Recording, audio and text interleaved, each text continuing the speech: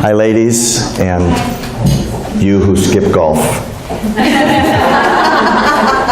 It's great to be with you today. I've got a lot to talk about, and that's why I was asking how much time I was going to have, because there's so much to cover, especially with what's happened this morning in Belgium.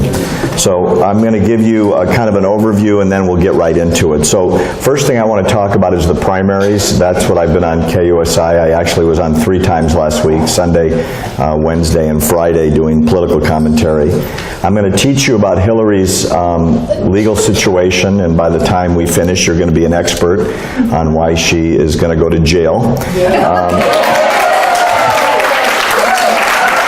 We're going to talk about Muslim immigration and why it is so critical you understand that, and why you understand that what is happening in Europe is going to be here next if we don't do something about it, and I mean act quickly. I'm going to talk to you about the Iran nuclear deal. It was discussed by every candidate that appeared yesterday at AIPAC in Washington, and I'm going to teach you about that a little bit. If we have time, I'll get into Apple versus the feds and why that's a constitutional issue that has to do with certain rights to privacy. I'll tell you a little bit about American Truth Project, and then a little bit about an event we're having in our house this week. My associate Sutton has some sign-ups that she can walk around with if you'd like to get on our mailing list, and you can get access to speeches I make and presentations that are sent around the world, and I send all that stuff out all the time. So if you give us your email, I'd be happy to include you in that. Okay, so let's get right into it and talk about the elections. Right now, delegate count as of this morning, and I say this morning because it's changing right now, in Arizona and in Utah. Trump is at 678, Cruz is at 423, Kasich at 143. I'm not sure what that means. In my opinion, at this point, John Kasich is running for vice president, and I think he's doing an excellent job of not offending anybody along the way. Chris Christie apparently is being discussed as Attorney General, and Dr. Ben Carson is either going to end up being Surgeon General or Secretary of Education. Based on national polling, if they continue exactly the way they are, Donald Trump will get to the requisite 1,237 delegates by the convention, and by that much. It'll be that close, and guess what? It's going to come right down to you ladies in California, because June 6th will decide who the nominee will be or who the nominee will not be. It's going to be the closest math in decades. Tonight, the big prize is Arizona. Arizona is a winner-take-all state. That means whoever wins gets all 58 delegates. Trump is polling way out ahead, and barring some weird occurrence, he's going to take all those delegates. Utah is not a winner-take-all state unless somebody gets to 50% plus 1, and right now, Ted Cruz is polling just over that. So depending on what happens in the caucuses, he will either end up with all the Utah delegates, or he'll get a proportion of them.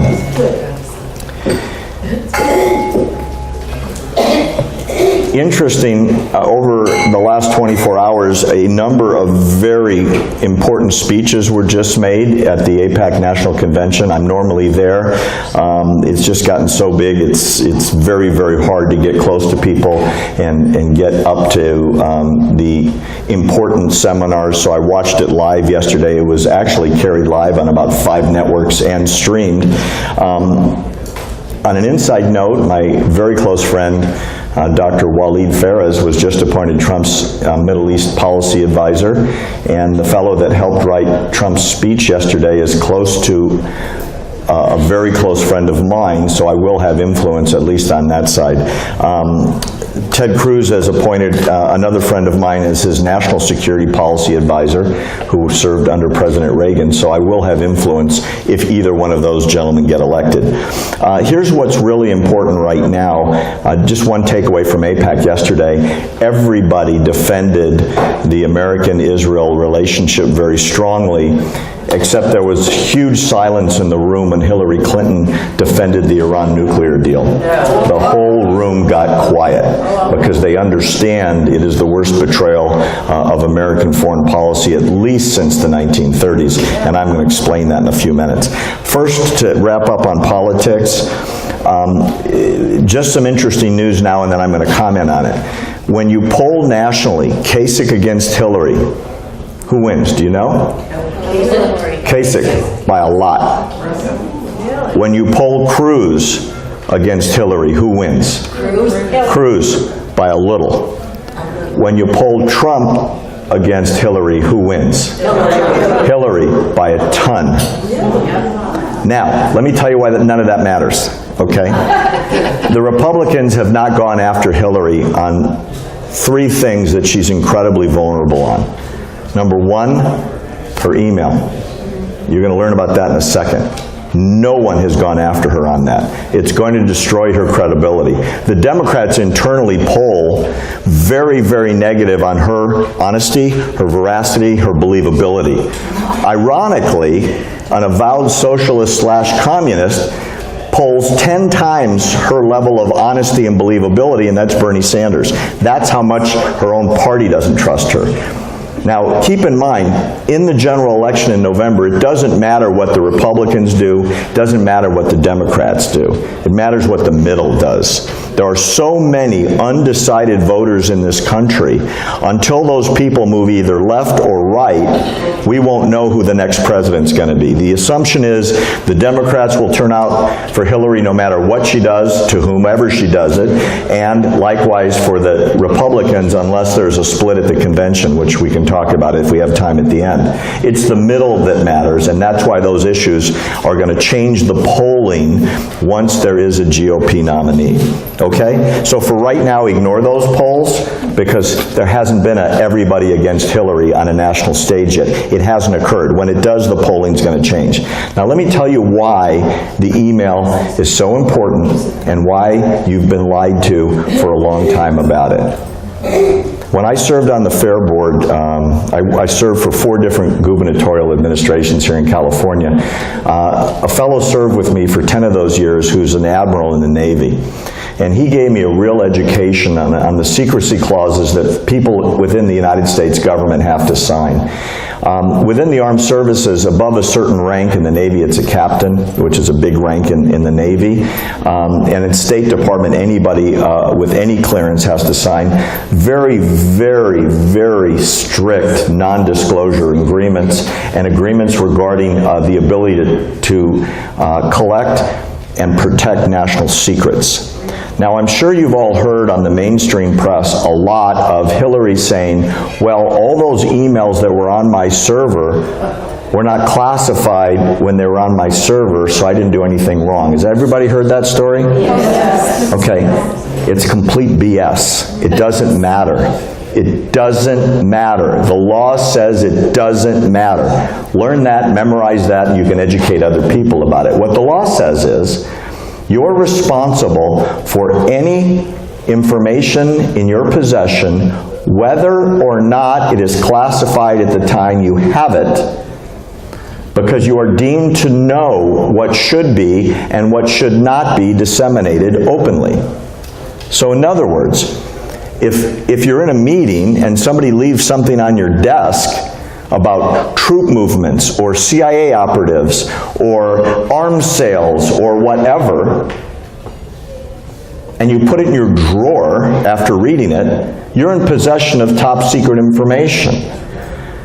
Now the server that Hillary Clinton is acknowledged to have used, get this, was a regular computer sitting in the closet of an apartment in Colorado on an open network that allegedly has been seized on and hacked by the North Koreans, the Chinese, the Russians, and the Iranians.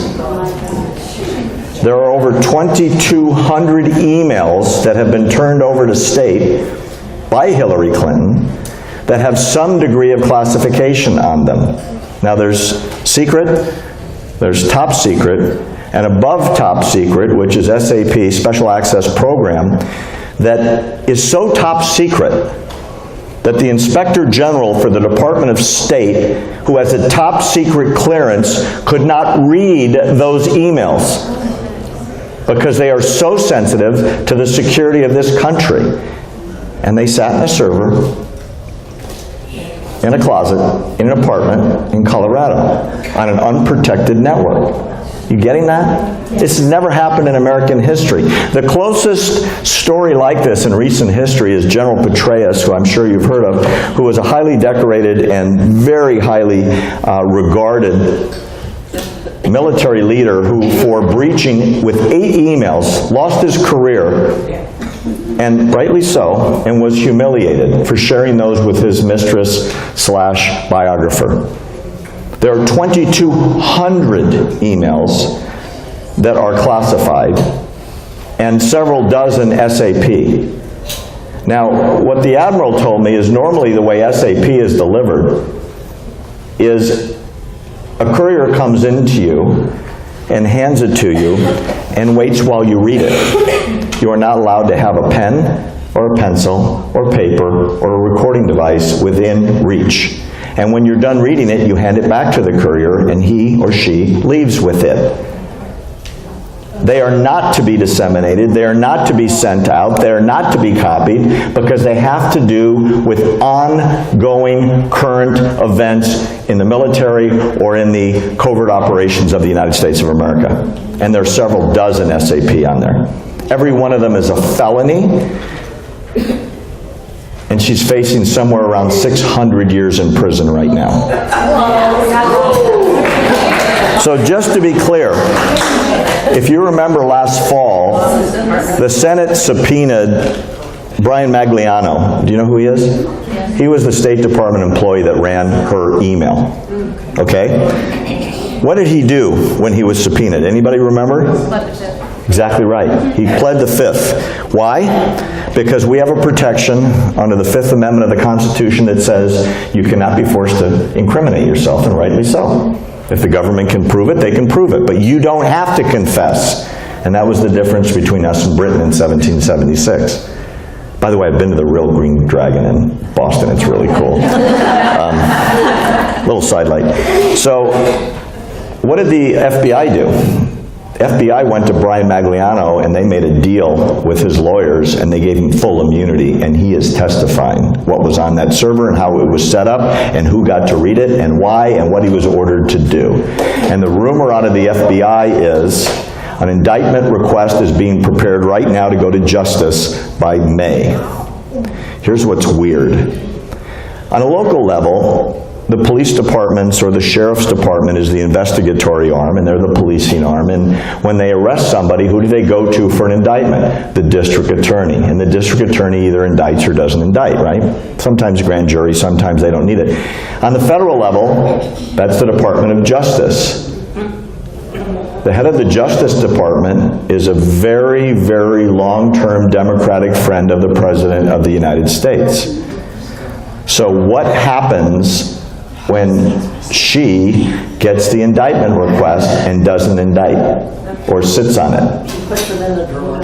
Or puts it in a drawer, literally, and says, no, we're not going to, or I have more informational requests, or there are procedures to be looked at, or our lawyers are reviewing, and it gets her past the election. Let me tell you what the FBI says they're going to do. The rumor out of the FBI from a number of sources is, if there is not an indictment issued because the charges are so extreme and so well documented, the FBI will leak the indictment request to the press as early as next month, end of May. That would be extraordinary. And then it would blow up Hillary Clinton's nomination. And then the Democrats will, in my opinion, draft Joe Biden. They will never let Bernie Sanders run. He would be crushed. He wouldn't carry one electoral vote. And rightly so. I mean, he's about as un-American as they come. So having said that, if it doesn't happen and she does get the nomination, believe me, whether it's Ted Cruz, who is a brilliant, and I mean that literally, a brilliant constitutional scholar and lawyer and debater, John Kasich, who's Mr. Nice Guy until he gets a hold of this, and honestly, Donald Trump will eat her alive with this evidence. When this becomes the opening 10 minutes of every single statement any one of those candidates make after the convention, the middle that we talked about a minute ago will not vote for her because she's a criminal and she deserves to be in jail. And that doesn't include Benghazi and all the other weird stuff at the Clinton Foundation, donations from countries that we were opposed to, that were involved in terrorism, that all of a sudden got passes at state by coincidence. Okay, let's talk about something different. We know what happened this morning. As of me being outside in the parking lot in Brussels, there are 31 or so dead. There's about 200 in the hospital based on the 2 terror attacks that took place at the Brussels airport and slightly thereafter at the main subway station in Brussels. They released pictures of 2 of the people that were pushing suitcases that were filled with nails and high explosives that detonated themselves and literally blew apart the airport. ISIS has claimed full responsibility and is bragging now that it will be a major recruiting tool for ISIS. Besides it being a tragedy for European civilization, why does it matter to you? Because it's coming here, and it's already here. Let me give you some evidence of what's happened to Europe since they had their open-door immigration policy. And I hope this scares you to death. In Sweden, in the last 90 days, there have been over 5,000 incidents involving migrants where the police responded. They've gone to 600 assaults, rapes, bomb threats, and over 450 fights. There have been 194 violent threats, 58 fires, and 9 robberies. Have you heard about the ISIS booklet that these people are carrying? ISIS has written a booklet in Arabic that has been taken off dozens of people in Europe, and it's been found at the border in Texas when people are being apprehended, and it's found in the dirt by our immigration border patrol. And it's a handbook on how these people are supposed to blend in once they get into their country of asylum in Western Europe. And they're supposed to shave their beards, and they're supposed to wear a crucifix around their neck, and they're supposed to speak the native language, and they're not supposed to pray in public, and they're supposed to stay away from mosques, and they're supposed to behave like they belong in Sweden or Germany or Norway or Finland or England. In fact, what they're supposed to do, quote, is avoid looking like a Muslim, pretend to be a Christian. It explains that nightclubs where there are loud music and drunk people are the perfect places to discuss terror plans without being recorded or snooped on. Hundreds of these booklets have been found and taken off people that have been arrested. So don't you think for a second that these are just people fleeing. They are not refugees. A refugee stops being a refugee when they are in a country where they're no longer under attack or threat of imminent violence, and then they become an immigrant. They could be in Syria or Turkey or Saudi Arabia or Libya or the UAE or Qatar right now. They're going to Europe for 2 reasons. One, Europe is stupid enough to take them all in without paperwork, without identification, without any way to know who or what they are. And number 2, the purpose of ISIS is to destroy Western civilization and reestablish the caliphate. That's their goal. If you want to read it, go on the internet. They have a website, and they tell you exactly what they're planning to do. So what's the European response? Well, in Sweden, they're going to take in 200,000 people this year. The Swedish Social Democratic Foreign Minister says their country, which now has a population of 9.8 million, will cause the country to collapse, in her opinion. By the way, 190 to 200,000 refugees in Sweden is the equivalent in the United States of about 6.5 million people, or the population of Indiana every year. And that's one country. They are getting food, shelter, education, and health care, and they don't work, and they don't assimilate. They don't have to do anything. In fact, they're very fussy about where they go. 30 asylum seekers last month refused to get off a bus when they were taken to a campground because they wanted to be in the main city where the rest of their people were. Everybody knows what happened New Year's Eve in Cologne, Germany. Yes. The mass sexual assault and rape fest perpetrated by several thousand Muslim men. The Cologne mayor, you should remember this name, Henrietta Recker, has issued a booklet in German explaining why these rapes were caused by German women, and how German women from now on should change their dress, change their appearance, and change their behavior in public so as not to entice more sexual assaults. That's the response. The German men came out by the thousands into the streets and were water cannoned by the police as a result. In Oslo, Norway, the professor of anthropology there said that the high incidence of Muslims raping Norwegian women is not the Muslims' fault, but the Norwegian women should take their fair share of responsibility because Muslim men find their appearance in public to be provocative. And Norwegian women, she counsels, must realize we live in a multicultural society and we have to adapt to it. That's the Norwegian response.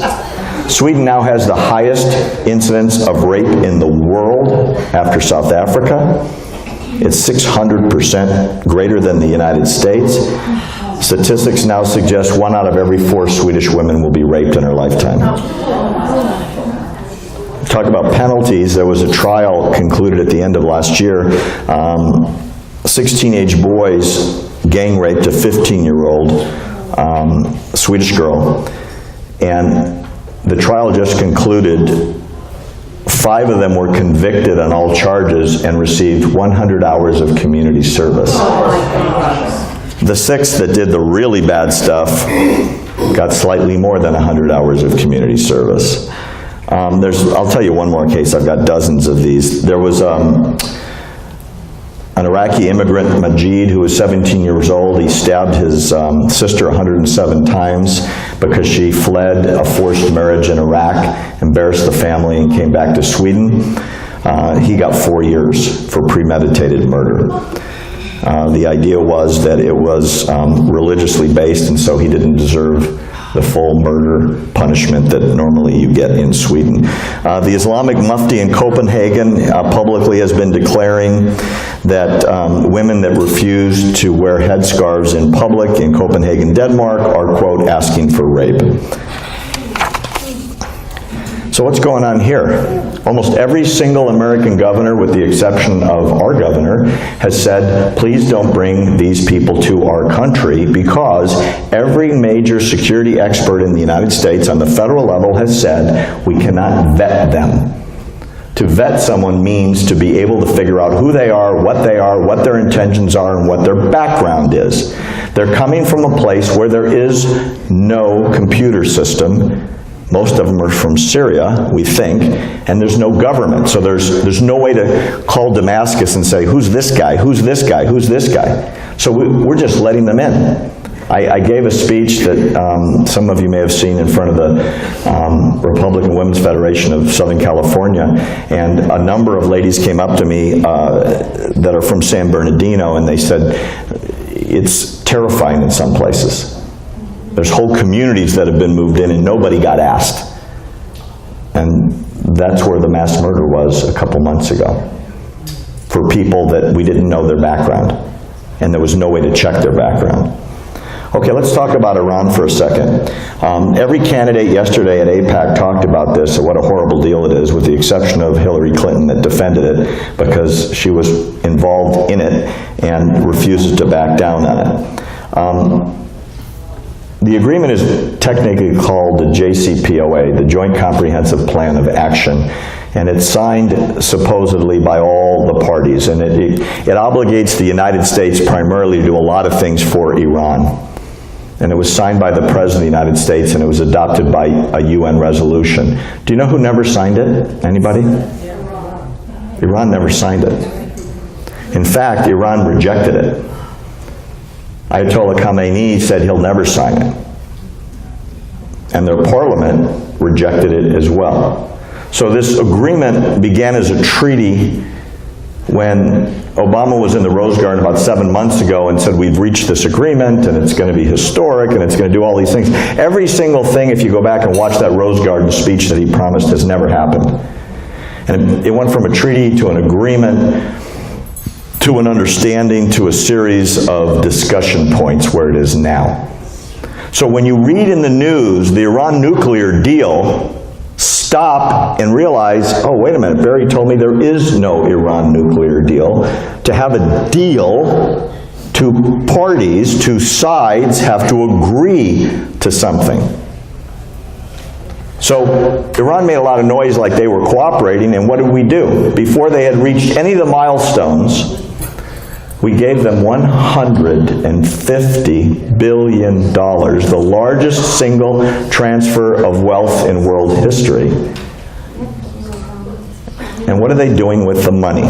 Enjoying it. Oh, this is really bad news. And this is stuff that people really, really ought to know about. They've just concluded the largest purchase of advanced Chinese fighter jets in history. These jets are pretty much as good as anything we produce because most of the designs were stolen from General Dynamics in Fort Worth, Texas. They bought the advanced Russian missile system. They're buying Korean ICBMs. And supposedly, according to Israeli intelligence, they've accessed Pakistani nuclear trigger mechanisms, and they already have them.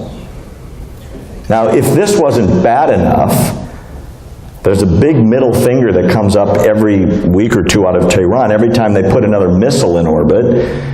These are ICBMs that are in direct violation of half a dozen UN resolutions, and probably the JCPOA, because under the JCPOA, you're not allowed to do missile testing on any missile that could conceptually carry a nuclear tip. All of these could. So what does Iran say every time Secretary Kerry makes an objection? Well, we didn't put a nuclear device on the head of the missile, and we're not testing for nuclear development. So what do? Nothing. What has the UN done? Nothing. The UN Inspector General found and released a report last month that said they've had a covert nuclear weapons development program for 18 years. And Kerry came out and said there's no nuclear weapons program in Iran, and there never has been. So after all these missile tests and all these weapons purchases, the last straw as far as the Senate was concerned was when Iran decided to start paying Palestinian martyrs to go kill Israelis. A couple people mentioned this in yesterday's speech.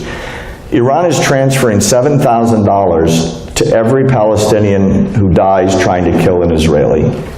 And if their home, after they're killed, gets demolished, the family gets $30,000 from Iran. That's where your $150 billion is being spent. So the Senate Foreign Relations Committee called the Secretary of State before them and said, look at all these things Iran's doing. We're going to sanction them. You know what Kerry's response was? And I wrote about this, he pleaded with the Senate not to sanction Iran. Pleaded with them. To the point where numerous normally moderate papers like the Washington Post wrote articles asking who is Kerry working for. I have no idea. I've never seen anything like it. I can tell you, at least a little bit of insight, I had dinner with a leading House Democrat last month, And I asked him, who by the way is opposed to the nuclear deal, he's one of the few in the House that didn't side with the president, and he said, we Democrats in the House are absolutely convinced John Kerry is running for the Nobel Peace Prize.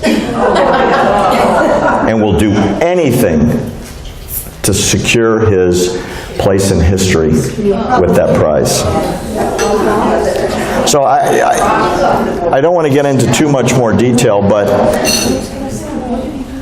it might be interesting for you to know that Ayatollah Khomeini has made 9 declarations that if the Iran nuclear deal was changed, that he would sign it.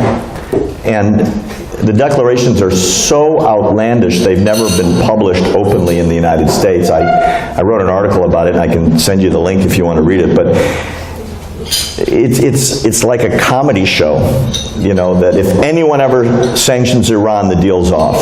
If we are ever threatened with sanctions, the deal's off. If money is ever withheld that should be ours, the deal's off. If anyone wants to interfere with any of our weapons purchases, the deal's off. It's like wild, outlandish demand on top of wild, outlandish demand, and it's not in the press at all because the press is buying the White House line that this is a good deal.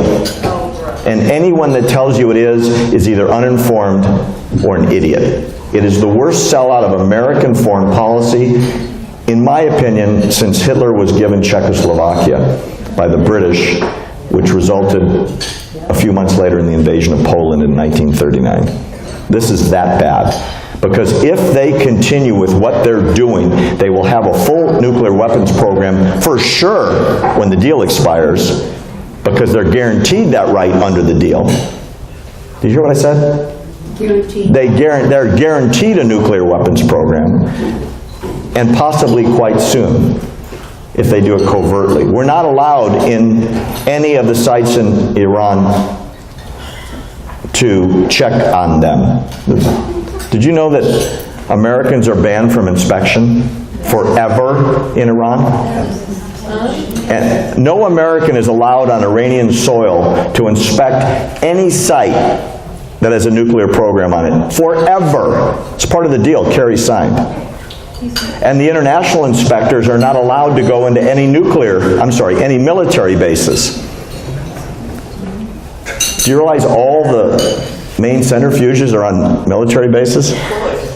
Underground? It just boggles the mind when you think what our Secretary of State agreed to. I won't go into all the things that the IAEA Inspector General found, but it's really bad and there's a whole lot of it. And the UN was expected to sanction Iran, and they just never did, and they probably never will. I can tell you that one of the good benefits of all this is that, and I met with the Israeli ambassador on this 3 or 4 months ago, Saudi Arabia, who's terrified of Iran, is now cooperating with Israel on a mutual defense air campaign to figure out what to do about Iran, because they're both scared to death. That's good.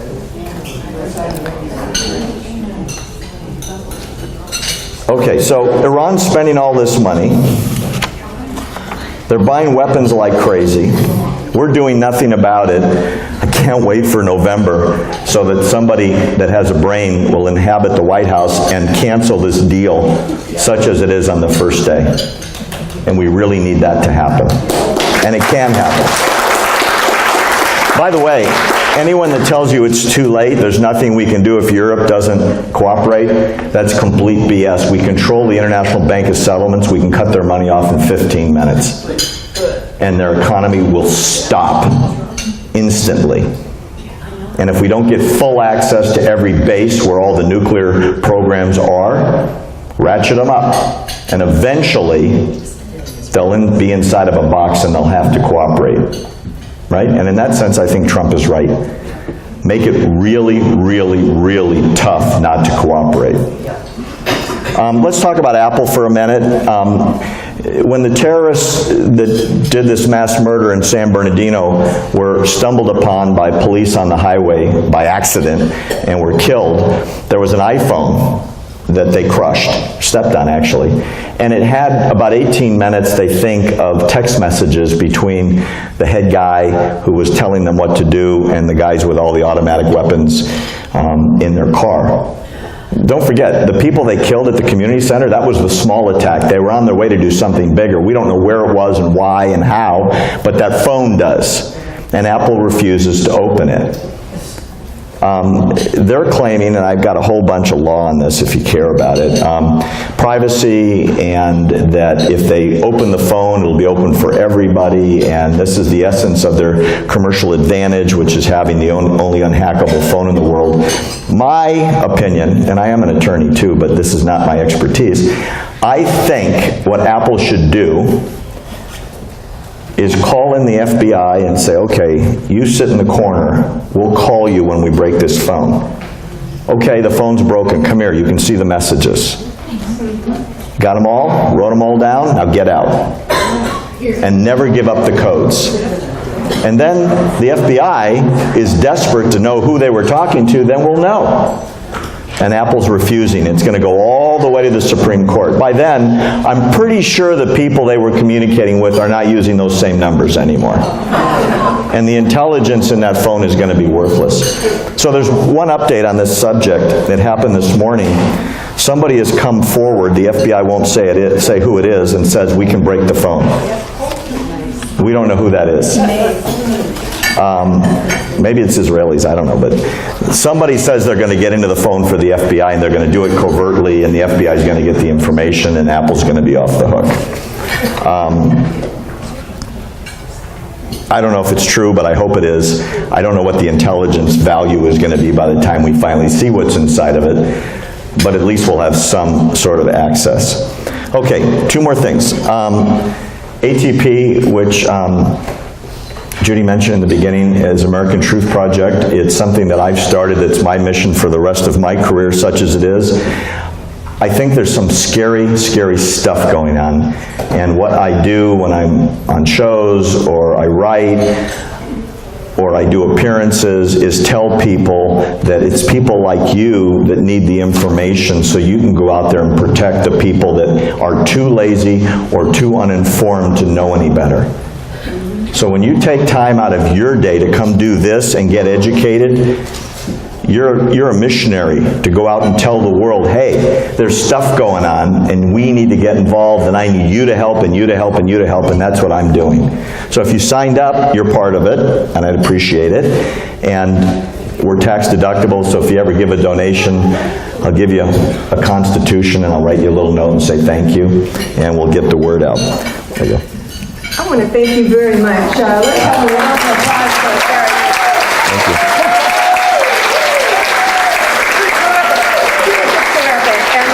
And just a small token of Carlsbad Republican Women Federated. Appreciate your talk today. I'll come back whenever you want. Thank you again.